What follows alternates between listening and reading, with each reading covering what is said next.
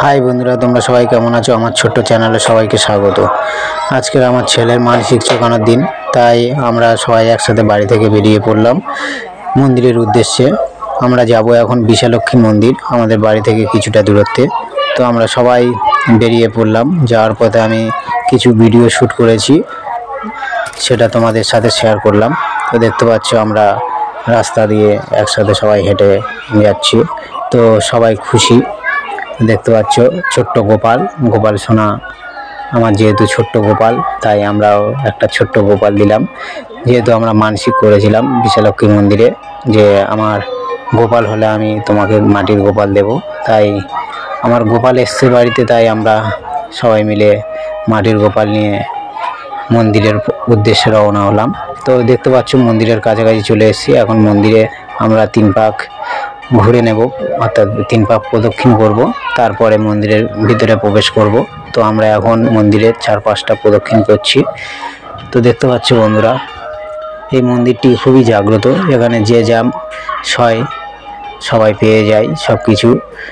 তো দেখতে পাচ্ছ এখন আমরা মন্দিরের ভিতরে প্রবেশ করব। আমি দেখতে পাচ্ছ মন্দিরে আগে আমার ফ্যামিলির সবাই প্রবেশ করে গিয়েছে। তো দেখতে পাচ্ছ ঠাকুরটি কি সুন্দর দেখতে। তো এটা বিশালক্ষী মন্দির। বিশালক্ষী মন্দিরের পাশে একটা ভালো শিব মন্দির আছে, একটু পরে তোমাদেরকে সেই মন্দির থেকেও ঘুরিয়ে আনবো। দেখতে পাচ্ছ একদম পাশাপাশি বিশালক্ষী মন্দির আর শিব মন্দির পাশাপাশি।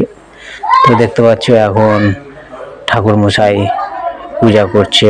আমার ছেলে যেহেতু মানসিক আছে, মানসিকের পূজাটা খুব সুন্দরভাবে সফল হয়েছে। দেখতে পাচ্ছ ছেলে এখন খুব গরম লাগছিল বলে জামাটা খুলে দেওয়া হয়েছে। তো ছেলে খুবই খুশি আর খুবই আনন্দের সাথে উপভোগ করছে। দেখতে পাচ্ছ মন্দিরটি কি সুন্দর এবং ঠাকুরটিও খুব সুন্দর। দেখতে পাচ্ছ আমার ছেলে একদম এক দৃষ্টিতে ঠাকুরের দিকে তাকিয়ে আছে। যাই হোক বন্ধুরা, আমার ভিডিওটি শেষ পর্যন্ত সবাই দেখো, ভালো লাগলে শেয়ার করো। এই মন্দিরটি আমাদের বিশালক্ষী মন্দির নামে পরিচিত। মন্দিরটিতে আসতে হলে মল্লিকপুর, সুভাষগ্রাম, চাম্পাহাটি এবং কালিকাপুর, বিদ্যাধরপুর থেকেও আসা যায়। তো আগনা বলে জায়গা আছে, সুভাষগ্রাম থেকে আসা যাবে মল্লিকপুরে। যে কাউকে জিজ্ঞাসা করলেই বলে দেবে যে আগনা বিশালক্ষী মন্দির। তো বন্ধুরা, যদি কারোর মনে হয় যে এখানে মানসিক করতে আসবে বা কারোর কোনো কিছু চাওয়ার থাকলে ঠাকুরের কাছ থেকে, তো এখানে এসে সবাই ঘুরে যেতে পারো। এখানে অনেকের অনেক কিছু সফল হয়েছে, যে যা আশা করেছিল অনেকেই অনেক কিছু পেয়েছে। যাই হোক, এইটাই হচ্ছে আমাদের সেই শিব মন্দির, যে শিব মন্দিরের কথা বলেছি, একদম পাশাপাশি। দেখতে পাচ্ছ কি সুন্দর শিব মন্দিরটি। শিব মন্দিরটির এই বেশি দিন হয়নি, নতুনভাবে শুরু হয়েছে। তো যাই হোক, এই মন্দিরে যদি কারোর আসার ইচ্ছে হয় তো আসতে পারো। মন্দিরটি একদম ফাঁকা জায়গায় অবস্থিত, চারিপাশটা খুবই সুন্দর। তো আমাদের পূজা শেষ হয়ে গিয়েছে। শেষ হয়ে যাওয়ার পরে আমরা বেরিয়ে আসছিলাম, তখন দেখলাম যে আর একজন সখী হয়েছিল।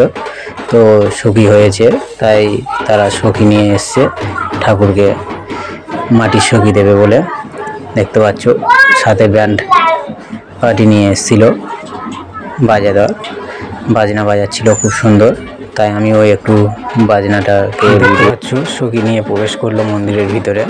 যেহেতু আমাদেরও যাওয়ার সময় চলে এসছে, বাড়িতে সবাই চলে যাব, তা দেখলাম বাজনা বাজাচ্ছিল খুব সুন্দর, তাই আমিও একটু ভিডিও করলাম। তো আমার ছেলে তার সাথে সাথে তাল মেলাচ্ছিল, নাচছিল, দেখলে একটু পরে। তো বন্ধুরা দেখতে পাচ্ছ বাজারটা আমি ভিডিও করছিলাম, দেখে আমার দিকে বারবার তাকাচ্ছিল। তো দেখতে পাচ্ছ বাজনাটা খুব সুন্দরভাবে বাজাচ্ছে। দেখতে পাচ্ছ আমার ছেলেও খুব মজা পাচ্ছিল, তাও দিদিমা একটু নিয়ে নাচাচ্ছিল। তো বন্ধুরা, তোমরা পারলে অবশ্যই করে এসো, ঘুরে যাও বিশালক্ষীর মন্দিরে। তো আমাদের সময় হয়ে গিয়েছে বাড়িতে চলে যাওয়ার, তাই আমরা এবারে বাড়ির উদ্দেশ্যে রওনা দিচ্ছি।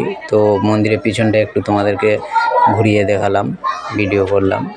তো এইটা হচ্ছে সবচাইতে পুরানো বিশালক্ষী।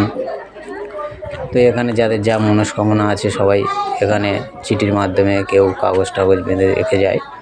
যাই হোক, আমরা এখন বাড়ির উদ্দেশ্যে রওনা দিলাম। তো বন্ধুরা, তোমরা সবাই ভালো দেখো, সুস্থ দেখো, সবার মঙ্গল কামনা করি।